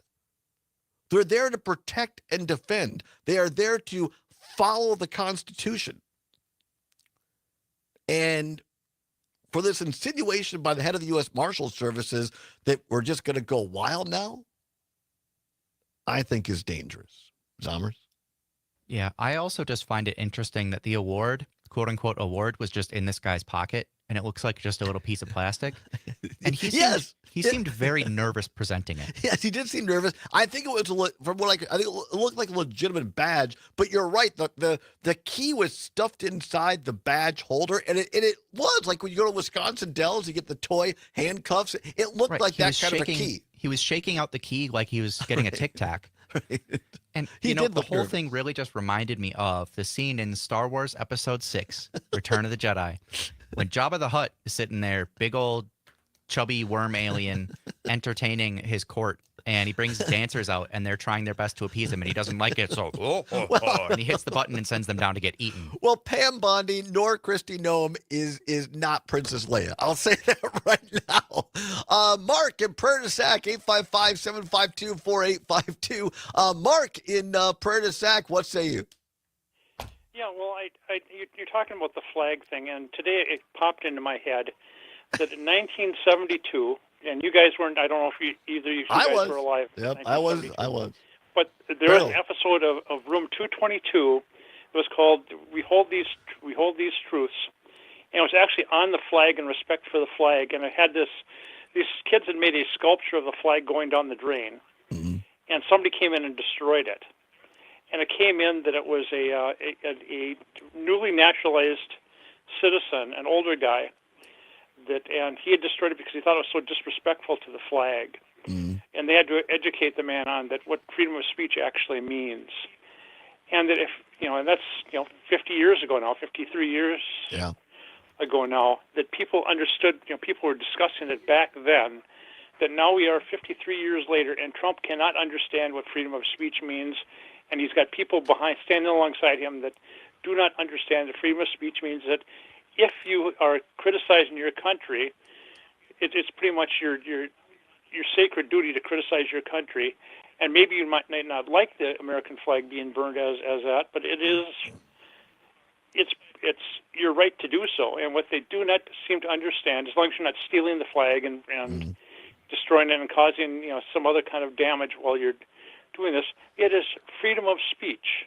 Yeah. And for Trump, who took an oath to uphold the Constitution, to faithfully execute the laws of the United States, and for none of his little lackeys, his minions and mistresses, Alexander Hamilton borrowing that line from Federalist 67, surrounding him. I appreciate the call, Mark. I'm up against the clock here, but yeah, hang on to those thoughts because after the bottom of the hour, we're going to get to former conservative U.S. Supreme Court Justice Antonin Scalia as his thoughts on the flag. Come on back. What's worse is next. By the way, Jeff Perry says, how long did it take Trump to unhandcuff Stormy Daniels? Hey-o! Come on back. It's the Allbaugh Show on the Civic Media Radio Network. I don't think that made it in. But, but for those on the stream. Herbal Aspect has landed. That's right. Madison's go-to cannabis destination now has a brand new location in Sun also, Prairie. Joe in Madison, if you're listening on the stream, I don't know how you're listening. She called in earlier, and I mentioned she might want to call back in later since we have the guests coming on. Close by. If you happen to be watching, here to help. Whether you that walk would be in, a pretty good call time. or order online. Mention Radio 420 and get a special discount. So stop by Herbal Aspect in Sun Prairie because great cannabis isn't You know any just songs a pipe about dream. mattresses? I'm rolling overnight. Herbal Aspect. Well, Moms the and Princess dads, and the do you Pea, wish the you could know musical, where your kids' My shoes are at all not My Fair Lady. times? What, Now you the can Princess and the with Pea, Skechers' right? Isn't that a newest musical? Apple Yeah. AirTag compatible sneakers. Find My Skechers. There's a clever hidden AirTag compartment under the shoe's insole. It's sleek, secure, and your child can't feel or see it. Then you can check where your kids' shoes are on the Find My app. Plus, they're available for boys and girls. I think there is. Get Find My Skechers at There's a Skechers.com, TV Skechers movie store from near you, or 2005 that's wherever a kids' shoes are sold. Disney Apple live AirTags action sold separately. musical.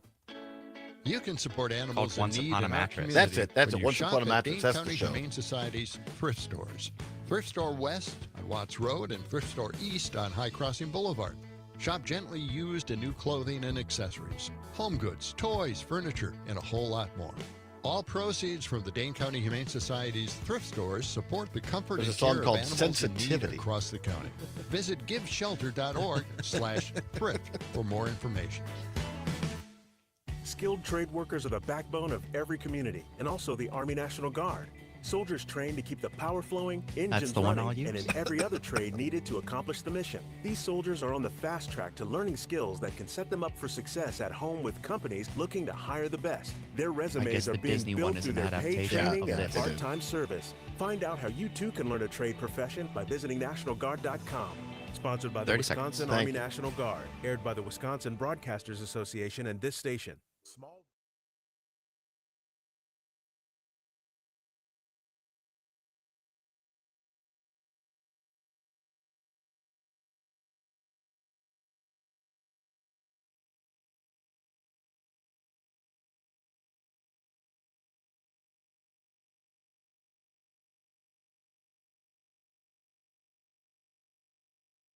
We must think of a test that sounds fair, and looks fair, and seems fair, and isn't fair. Oh, when you got the idea of testing her for sensitivity, I could have applauded right out loud. But exactly what? Table manners? Oh, no, that's not good enough. Sensitivity. Sensitivity, sensitivity, I'm just loaded with that. In this one word is the epitome of the aristocrat.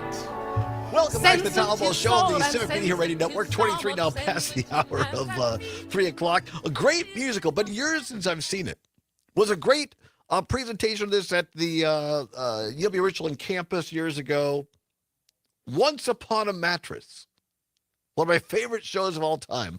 And it's a takeoff of the old Princess and the Pea. Children's show, and that's a song called Sensitivity from Once Upon a Mattress, and the idea is that the girl that sleeps in the mattress and could feel a pea under a big pile of mattress. She must be so sensitive she could be a queen. Once Upon a Mattress, a great show. Anyway, it ties in with what we're going to do next. 23 past the hour. Time once again for What's Worse. Let's go. This or that, this or that. Then of course, the choice is yours. You can get with this, or you can get with that. Time once again for What's Worse. Nothing to give away, no prize, money involved. But it is your chance to have your voice heard on all 10 news, talk, and sports stations across the Civic Media Radio Network. All right, timely indeed, based on that song, as Mike Lucas is fond of saying. Today's category in What's Worse, hard mattress or soft mattress. Hard mattress or soft mattress. 855-752-4842. 855-752-4842. Give us a call and weigh in. Hard mattress or soft mattress. You can also text us on the Civic Media app if you don't have it. Download it today on your Apple or Android device. Simply go to your app store. In the search bar, put in Civic, C-I-V-I-C, Media. It'll pop up. Cute little CM logo. Click on that. Takes less than a minute. It is free. Gratis. Cero. Won't cost you a dime. It's what Gail King at CBS calls a deal. The Civic Media app. Hard mattress or soft mattress? What's worse? Zombers? You know, for those of you who watch us on the stream, which you can on Facebook, YouTube, and Twitter, we always have a graphic for what's worse. Yes. And today's, you wouldn't think by pictures of a mattress you'd be able to tell if they're hard or soft. And I'm sure you can't, but the way that this is done is with hard and soft lighting. So the hard mattress has a bunch of shadows. It somehow looks harder. And the soft one, this soft lighting, gentle shadows. It's very well done. More like a pillow. Very well, yeah, very pillow-esque. Hard mattress or soft mattress? What's worse? 855-752-4842.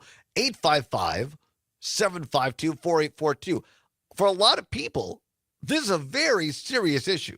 My grandparents, when they used to travel to Florida, they would want to go in sometimes to check the mattresses. They were, back in the day, back in the 80s or whatever this was, they were Days Inn. They used to stay at the Days Inn all the time. Are those still a thing, the Days Inn? I have no idea. Yeah. Used to stay at the Days Inn. Hard mattress or soft mattress? 855-752-4842. 855-752-4842. PJ, watching on YouTube, says a hard mattress is worse. I love my pillow top. It has to be soft like a cloud. Thanks, PJ. We appreciate you watching on YouTube. That's really in vogue now. It's really in. People are getting these pillow toppers, these foamy things that you put on top of the actual. So you buy a mattress, and then you go out and put a piece of foam to put on top of the mattress. I did get one of those for college. Yeah. Because, dorm mattresses are not the greatest of quality. And so you get these like rolls of eggshell foam. Oh, yeah. Eggshell is not right, but the egg carton pattern, I guess. And that helped a lot. Well, for some people, for a dorm mattress, right? Which is basically like I don't know, probably better than a prison mattress. 855-752-4842. 855-752-4842. What's worse, a hard mattress or a soft mattress? Mike, brand new caller, listening on WMDX in Madison. Thank you, Mike. Appreciate you listening in. Mike says soft rarely satisfies. That's fantastic. Well, can be true. Soft rarely satisfies, says Mike, listening in Madison. Very good. Chris, listening in on WMDX down in Janesville, home of the Janesville Jets hockey team, by the way. Getting ready to open up their brand new facility, the Woodman Center down there in Janesville. Chris in Janesville says, as someone who sells them, this is great.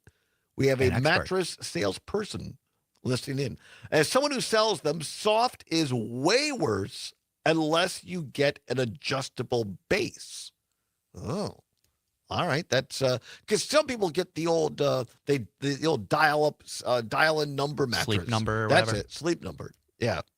What's your number? That used to be a big thing, like on Paul Harvey or Larry King Live. Every night I go to bed, my number is 6. My wife is 9. Whatever number you have, dial it in. They used to do that. And some people are very into the sleep number. I've never slept on one. Have you? A sleep I number have not. mattress. Or like Tempur-Pedic is another one. A name that you see a lot. There are a few names that there are always commercials for. Right.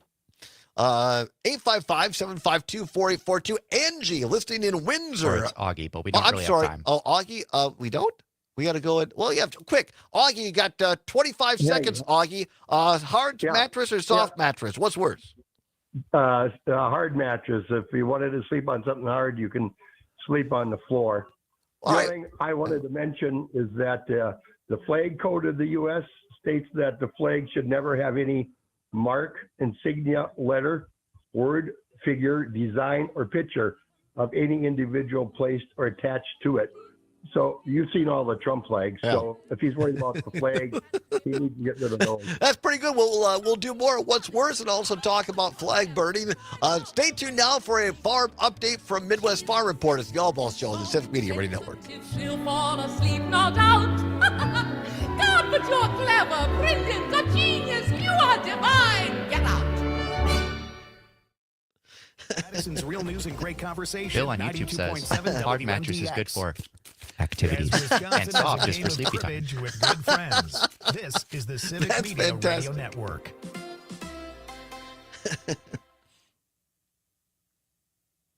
If you've been paying attention to the news, especially in the agricultural sector, you may have been hearing about New World screwworm.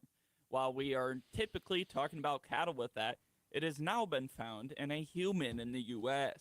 I'm Ben Jarbo with the Midwest Farm Report. I need a and new John mattress Heinberg, a badly. market advisor Do you really? I've had the from same marketing one out of since West probably Bend. like 6th Will grade. give us the details on that case next. Unique Was it that farming long ago? operations need unique I think so, financial because that's when I was too solutions. tall for my Egg twin bed. Country Farm Credit Services offers customized financing that fits any size But yeah, farm, it's- ranch, or agribusiness. It's too old. The It's next got time you're like in the market a for spot more in the land, middle where I equipment, end up rolling facilities, to every or night. maybe That's even lower an than the rest of it operating because it's so old. Contact the team That's at Egg hilarious. Country. They know agriculture and will work for you. Egg Country. Focused on ag, focused on you. I don't know. I'm Egg gonna have Country to is do an some equal mattress opportunity shopping. lender. I'm Ben Jarbo with the Midwest Farm Report. Now let's take a listen in to the details of the New World screwworm case from John Heinberg. You know, it's one of those buzzwords right The now. screwworms. Is the New World screwworm. Apparently, this person was on vacation in Central America, picked up the parasite, brought it back to the United States. In that regard, now it turned into a issue/non-issue in terms of the markets. I had a hunch the computer traders or the algo traders would blast the market pretty good in the morning, and it did. We're down $4 or $5 a head on cattle, live cattle, $6-7 $6-7 on the feeders, but the market still has a very tight supply picture. We saw that in the cattle and feed numbers and rallied very nicely off those lows. John Heinberg, a market advisor with Total Farm Marketing out of West Bend, joining us to share a bit more about the New World screwworm case, where the person is now cured. We'll take a look at those closing markets right after this. He got unscrewed. There goes Danielle across Wisconsin in her Suburban truck. Thanks to Blaine's Auto Fleet, the original, authentic, Steel family-owned since 1955. And thanks to Monarch Media Design. The experts at Monarch can do everything from vinyl graphics to full trailer wraps, serving Madison since 2000. Monarch specializes in vehicle wraps and graphics. Keep up with Pam at MidwestFarmReport.com and on Facebook and Instagram. Welcome back. I'm Ben Jarbo with the Midwest Farm Report. Now let's see how the markets finished up on this Tuesday. Not a ton of movement on the grain side, with cash corn down 1 3/4 at 387.5, and new crop corn down 2 3/4 at 409.5.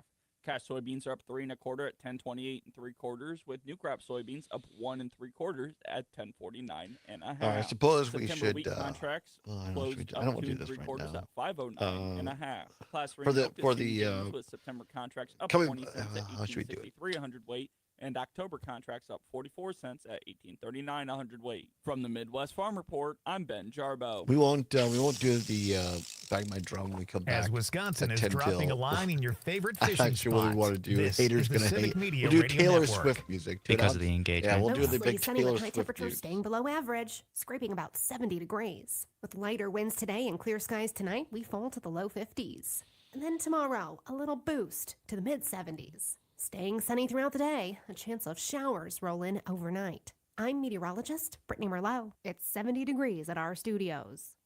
The Maggie Dawn Show. Indy Daragupta, he is with the Center for Law and Social Policy. The Trump administration's agenda is reducing economic growth. The programs that they're proposing cutting, like Medicaid and SNAP, especially for kids, actually more than pay for themselves. So we are really looking at a tough long-term economic outlook entirely created. Does anybody know where I can go to have a mattress expert tell me what my back needs?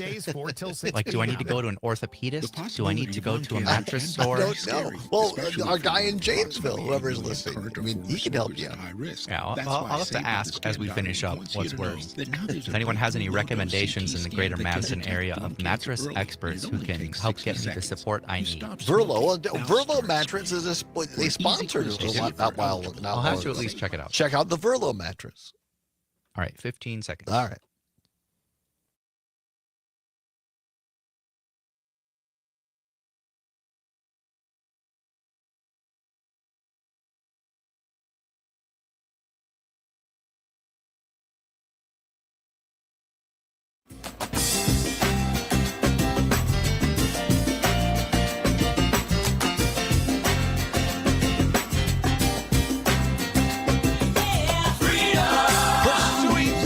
Wherever it may lead, and having fun doing it. Welcome back to Todd Allbaugh Show on the Civic Media Radio Network. 35 minutes now past the hour of 3 o'clock on this Tuesday, August 26, 2025. Glad to have you along. Aaron Zommers doing the tunes on the board.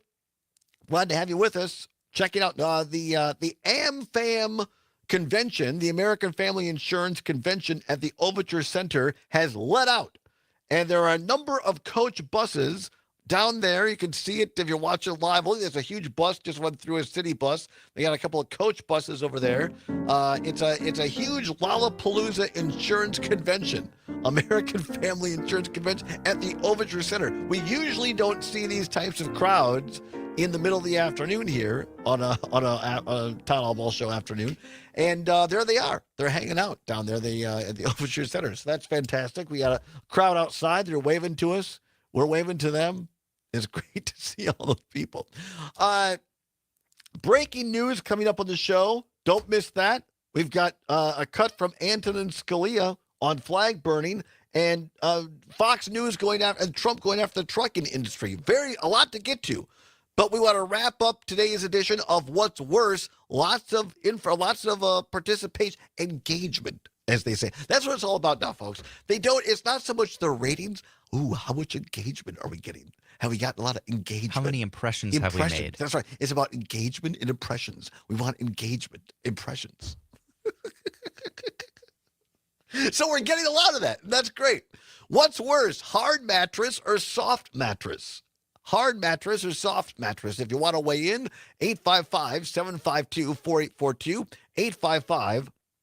855-752-4842. Lots of people to get to on the YouTube channel.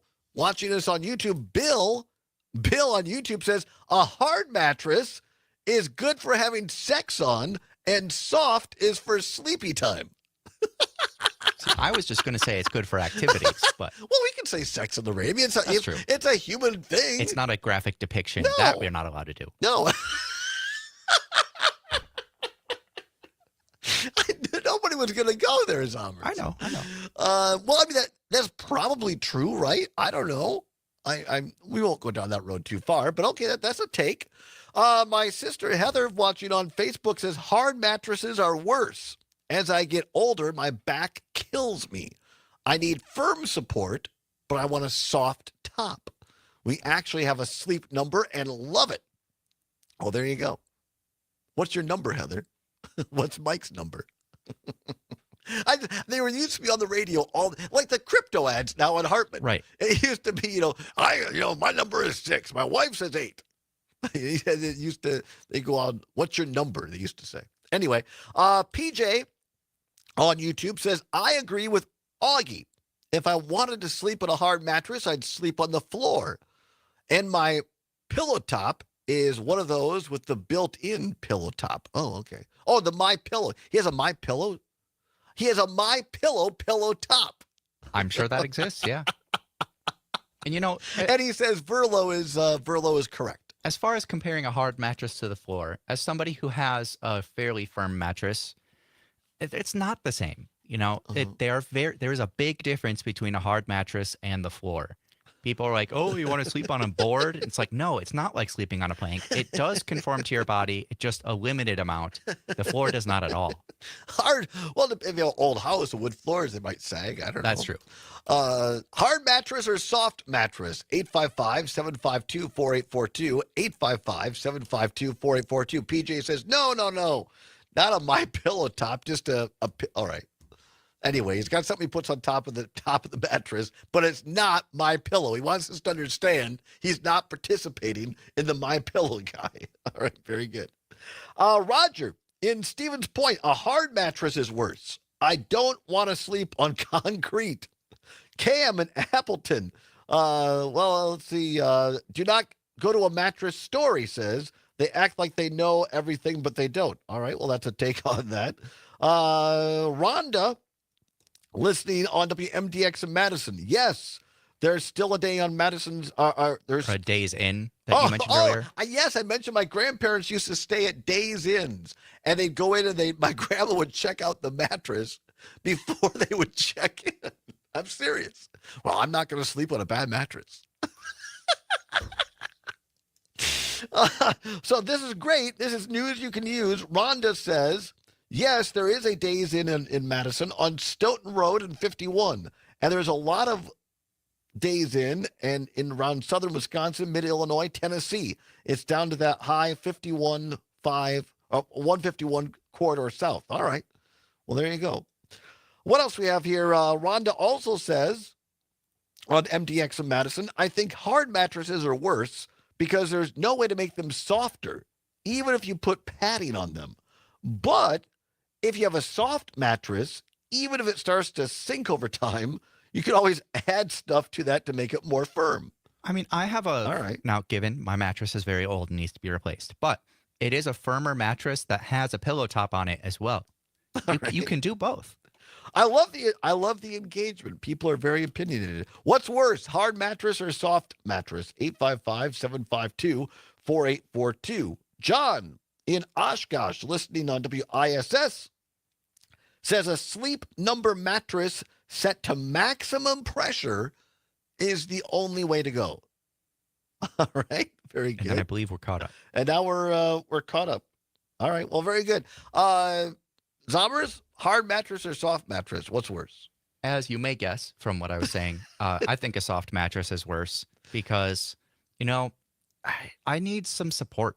Otherwise, I just feel like if there's not support and I can sink in anytime I move, I roll around a lot in my sleep, and I'm just going to end up all tense because I'll be like holding my neck funny if I know there's, or if it's not supporting me well. You know, does that make any sense? Yeah, I enjoy watching you. Like, you're very upset about this, and it amuses me. By the way, Heather says her sleep number is 35, and Mike says 45. Well, all right. I have no frame of reference to know what that means. I don't either. But if you're a sleep bed number kind of person, 35 for my sister, 45 for my brother-in-law. What about you? What's worse, hard mattress or soft mattress? Thank you so very much for asking. I would say that overall, a hard mattress is worse because if it's really, really hard, my back's going to hurt. And yes, if it's super soft as well, I suppose I can get a backache. But I can generally fall asleep on a mattress that might be a little too soft. If it's like a board, then it's going to be, I ain't going to get much sleep. I guess maybe it's something from sleeping on the ground a lot in Boy Scouts or whatever when camping that I feel like I can find a position that works. So it may surprise some people, but no, I like it softer rather than hard. When it comes to mattresses, at least. So anyway, that's how we play What's Worse. Join us tomorrow for another great edition of What's Worse. 43 minutes. Little dyslexia in the way. Almost in 34. 43 minutes past the hour. Turning our attention back to some news headlines. Now, here's the deal. What's happening out in Washington, D.C. again. And Trump puts out these goofy executive orders now all the time. And now he's got one that says he's going to put people in jail for up to a year if you burn a flag. And we went through this years and years and years ago on whether or not you can burn a flag. And, you know, it was stereotyped as Republicans said, no, you can't ever burn a flag because it's disrespectful. And it was stereotyped that Democrats were saying, oh, but it's freedom of speech and you should be able to do that in this expression. And Republicans and conservatives said, you hate America if you burn a flag. It went back and forth all the time. Well, there's a Supreme Court case. Here is former conservative Justice Antonin Scalia, now dearly departed. Nobody more conservative in the last 50 years, at least, on the U.S. Supreme Court than Antonin Scalia. Here is what Justice Scalia said when it came to flag burning. If I were king, I would not allow people to go about burning the American flag. However, we have a First Amendment which says that the right of free speech shall not be abridged, and it is addressed in particular to speech critical of the government. I mean, that was the main kind of speech that tyrants would seek to suppress. Burning the flag is a form of expression. Speech doesn't just mean written words or oral words. It could be semaphore. Burning a flag is a symbol that expresses an idea. I hate the government is unjust, whatever. If you're not sure, then in the end, and no one knows the Constitution better than you do, doesn't it come down to your personal interpretation of the Constitution? If it isn't clear-cut, which it clearly isn't, you in the end have to make an opinion, don't you? Well, don't forget this person has to be convicted by a jury of 12 people who unanimously have to find that he was inciting to riot. So, it's not all up to me. It would be up to me to say that there was not enough evidence for the jury to find that, perhaps. But ultimately, the right of jury trial is the protection. Former Justice, conservative, arch-conservative, Antonin Scalia, from a few years back on his interpretation of flag burning. I'm making the point there, hey, how about due process? There's something that the current iteration of MAGA doesn't really go along with. Former conservative Justice Antonin Scalia talking about due process. But Scalia himself, one of the most conservative justices of all time, is saying, yes, as a matter of fact, even though I might not personally agree with it, Scalia says, burning the flag is a protected form of speech under the United States Constitution. It's just the way it is. And I agree. And here is the thing that I hope that, and one of our friends at Lincoln Project put this out, and I think he's absolutely right. Not Trigby, but somebody else. I hope that progressives and Democrats and liberals don't take the bait. Because Trump knows that the Supreme Court, including Scalia, has ruled on this. That you can't lock people up for burning a flag. You can't. Well, you can bring charges, I guess. But it's not constitutional to put somebody in jail because they burned a flag, regardless of whether you believe in it or not. And so this executive order holds no water. But now you're going to get Democrats and progressives, some, who are, I'm going to go out and burn a flag to show that I can do this. Don't do it. Don't take the bait. That's what Trump and the MAGA people want. Because you know what they're going to do? They're going to take those images and they're going to put it all over the internet and they're going to say, see, look it. We told you Democrats and liberals hated America. Look what they're doing to our country. If you want to make a point, burn a Trump flag. That's a much better way. Don't take the bait on this and burn the American flag because it's going to come back to bite you politically. 855-752-4842. Let's go quickly. Gary, you know what? Gary, you want to hang through the break because I only got 20 seconds left. So hang through the break, Gary. All right. Sure. All right. Thank you very much. I'm going to take up against the clock here. Come back. Going to take Gary's call. Going to try to get to this stuff on American trucking. And also, we have breaking news. You're not going to want to miss it. Stay tuned. This is an Allbaugh show on the Civic Media Radio Network.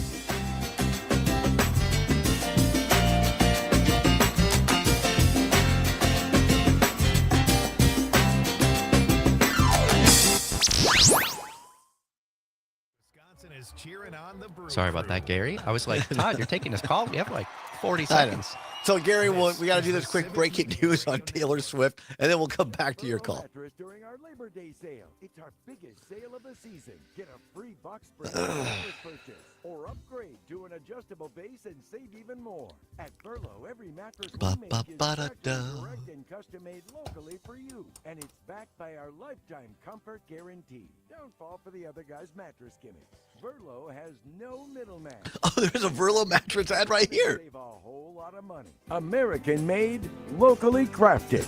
Burlow. The Cap Times Idea Fest is back with important there you local go. and national topics September 8th through the 13th in Madison. This year's guest speakers include Minnesota Governor Tim Walz, former Georgia lawmaker and voting rights activist Stacey Abrams, and Wisconsin Governor Tony Evers. Idea Fest will also feature some of the nation's leading journalists, from Maureen Dowd of the New York Times to Evan Osnos of the New Yorker, along with former Washington Post columnist Eugene Robinson and Jennifer Rubin. Tickets at captimesmediafest.com.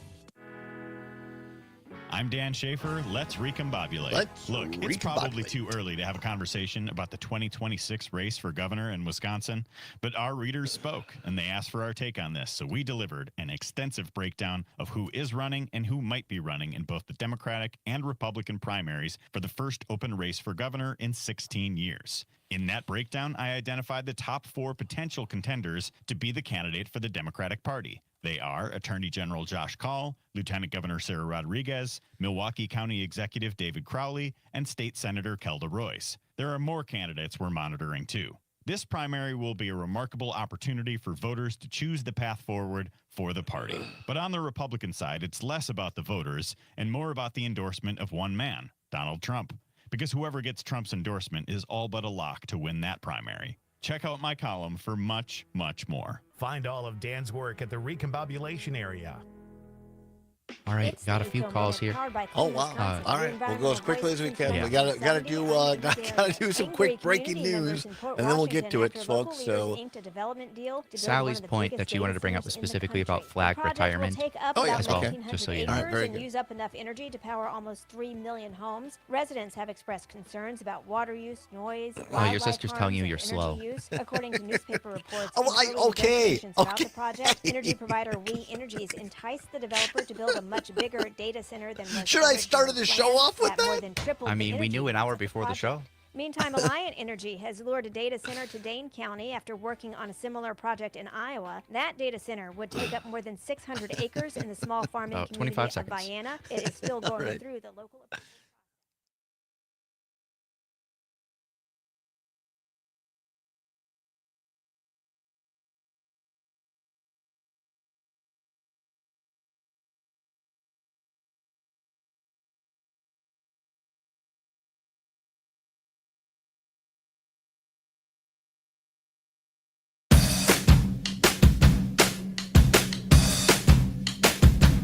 I say I'm too late. Got nothing in my brain. That's what people say. That's what people say. I go on too many days. Breaking news. Keep it going, Summers. I've been told now I'm an hour late plus, and I was not on top of this. But still, it's big news.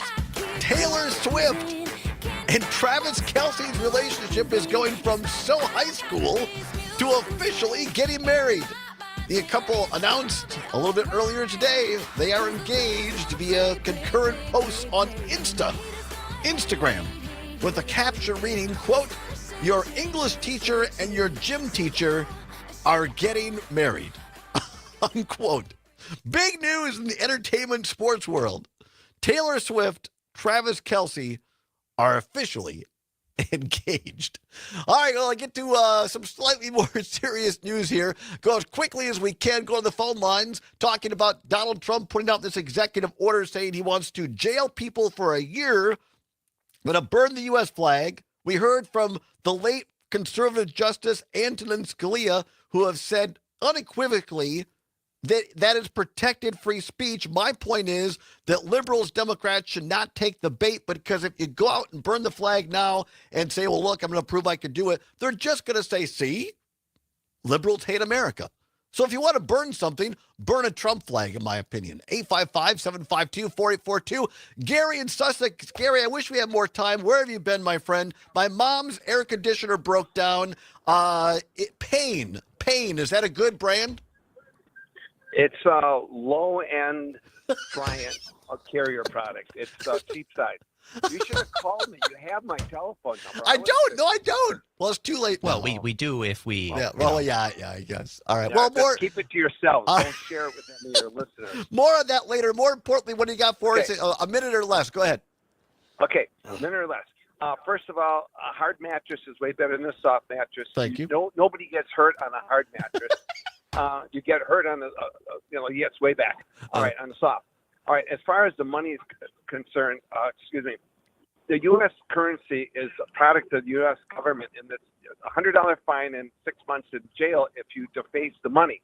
Okay, you own your own flag. The money you do not own. That is property of the United States government. So if you go into let's say the city hall and take the flag off the city hall or but you're stealing Capitol, then. Right.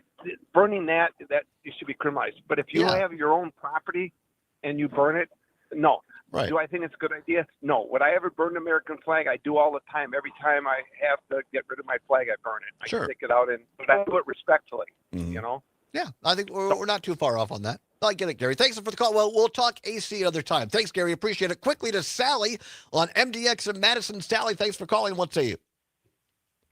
Well, I would really like to see the pictures of Donald Trump arresting all the ladies from the DAR, because they have a ceremony for retiring fags. That is the appropriate way. You don't throw it down the toilet and flush it. You retire it with respect, and that is done in a burning ceremony. Correct. That's the correct flag etiquette, to cut it into, 1-inch squares or 2-inch squares, then burn it. So that's the correct way to get rid of it. Thank you, Sally. I appreciate the flag etiquette update. As our friend and colleague Earl Ingram Jr. is fond of saying, you get the last of it. Joe and Madison on WMDX. What do you got, Joe? It's interesting to me, and when you talk about disrespect for the flag, to me, it's not in speech that you find the disrespect. The disrespect is very common for people to wear the flag, a bikini bottom with a flag, which to me is just, come on, find something else. There's all sorts of fabric out there. The message is sent when you're sitting on the flag in that way, I think is much more egregious because it's so casual and no thought going into it at all. I mean, we had a revolution because people wanted the right to protest the government, and this is one way that people protest. I wouldn't myself, but I understand that some people feel that this is an important part of self-expression, which we are all about, even though many of us don't like the look of it. And the final thing I wanted to say was this, invasion into city after city that Mr. Trump is planning. The question that needs to be asked is, where are the Epstein files? How many cities is he going to invade in order to dodge the Epstein files? This is getting ridiculous. How much are we spending on this? And how do you judge that we have safety now? Do the troops stay in there for the next 5, 6, 7, 10 years? What is this? Right. Occupied forever? So anyway, thanks for the great show, you guys, as always. Appreciate you, Joe. As our friend Matt Flynn likes to say, Joe nails it, as she often does. Another great point there, that I find it more, I agree with Joe, I find it more disrespectful for the way that MAGA has co-opted the flag and put it on clothing and bastardized the appearance of it. Put Trump's face on it and him signing them. Like, those are all violations of flag code. The flag code. You're an Eagle Scout. You had to go through flag etiquette, Sommers. Yeah, and all the T-shirts and swimming trunks and everything with the American flag on it technically is a violation of flag code. It's just one that everyone has agreed is more or less fine. I mean, I'm not a great student of history like our friend Matt Flynn, but from my history lessons in college and high school, I don't remember George Washington wearing the United States flag on his balls. I don't believe on a he pair did, of no. shorts like that, or on, that's just not the way you do. So yeah, I mean, I am not one that would burn the U.S. flag, but as Antonin Scalia said there in that cut, it is a protected form of free speech. To Gary's point, well, yes, if you go steal a flag and burn it, then you're in violation of Then you're stealing. destroying someone else's property. Right, exactly. So great show today. Great calls. Appreciate all the engagement, as they say. Stay tuned. Maggie Dawn is next. Many thanks to Senator Jody Haber-Sinekin and Representative Tip McGuire for being on the show. Zommers, as always, doing a great job. And yes, the news is real. It has happened. Taylor Swift and Travis Kelce are engaged. Little Taylor Swift on the way out. Whatever you're fighting for, whatever you believe in, do not give up. Keep banging your drum. We'll see you tomorrow, everybody.